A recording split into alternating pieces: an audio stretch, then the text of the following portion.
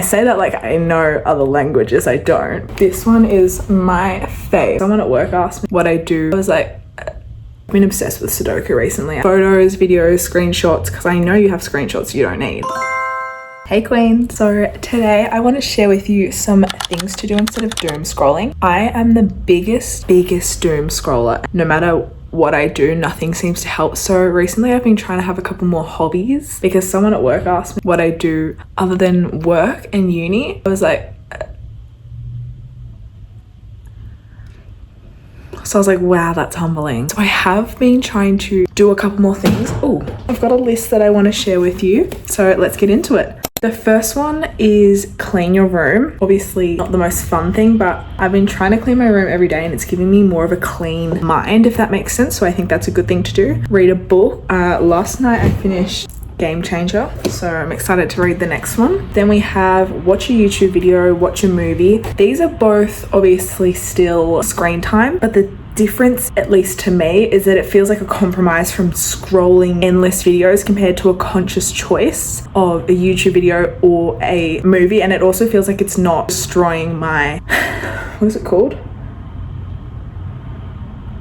I can't remember what the word is, but basically I feel like it doesn't affect my ability to focus for long periods of time as much as doom scrolling. We have make a bucket list, Sudoku. I've been obsessed with Sudoku recently. I have the app sudoku.com, 100% recommend, except you do have to watch quite a lot of ads, which is really annoying. But we have NYT games. I mainly use NYT for the Sudoku, but you do have to pay for a lot of things. We have coloring in, drawing, learning a new language. Obviously you can do this with Duolingo, but I think there's probably some better websites if you want to do like a free one, obviously. But Duolingo is still good. I think it's pretty accurate. Not that I say that like I know other languages, I don't. Then we have journaling. So just writing in a diary, writing your day, writing whatever. Junk journaling, which I actually do have one of those myself. Kind of been neglecting it recently because I just haven't been bothered. Basically with like events and stuff that I've been to, I collect the things. Like when I went to Olivia Rodrigo in 2024, like that's the stars, that like the confetti, like mine and my friends' outfits, pictures that I took. I don't know if I want to show some of the pictures on this one. I have like my wristband for GA. I have like another star, and I think it's just a cute way to like almost store your memories in a physical form, but I have neglected it. I still have stuff from my Japan trip last year that I haven't put in here yet. You can see there's dust on it. That's how much I've neglected it. Next thing is learn to crochet or knit. I started crocheting at the start of this year, and once again I have neglected this one. So honestly this video is just a message to myself at this point, because what am I doing? Sewing. You can make clothes. I used to have like this face mask like business when like obviously COVID times, so I used to sew those for people, or I've made like pants before. But you can find free patterns online. You don't have to necessarily pay for them. Obviously you have to pay for the fabric and stuff.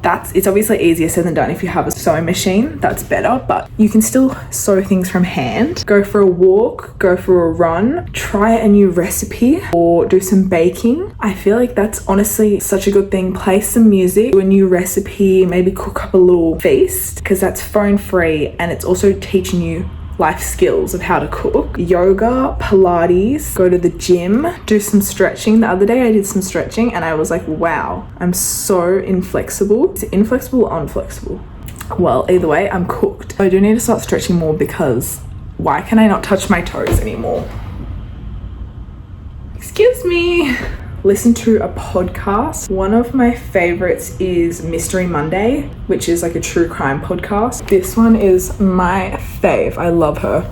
She does a really good job at explaining it, but not to the extent where I'm like shitting my pants to walk around the streets. Make a YouTube channel, redecorate your room or rearrange your room, create a vision board, read a book. Did I already have that up there? Yeah, I did. Oops.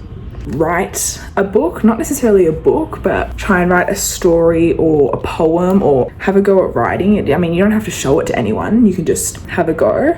Write a letter to your future self. There's a website that you can go on and it'll automatically send you an email of your letter in a couple years time, or however long you choose, which I think is really cool. You can annotate a book. Obviously some people won't like this one because they don't like drawing in their own books, which I totally get, but I think it's really interesting to annotate a book, and it definitely helps me understand it better. Visit a library, listen to a new album the whole way through. So sometimes when I do this, it makes me feel like I'm in a movie and I feel like I have like a soundtrack. If you listen to it all the way through while you're doing something, you could be listening to this while you go for a walk. It honestly gives main character, I can't lie. You can make playlists for every occasion, do an online course. Obviously, a lot of these are free, but this one most of the time is going to cost money, but I think it's quite a good experience to learn new things or to learn new skills, or just you could even get qualifications through online courses. So I think that one's a good one to invest in. Join a sport, or you don't even necessarily need to join a sport. You could just try a sport. Like you could take a basketball to like a hoop near your house, or you could quite literally join a basketball club.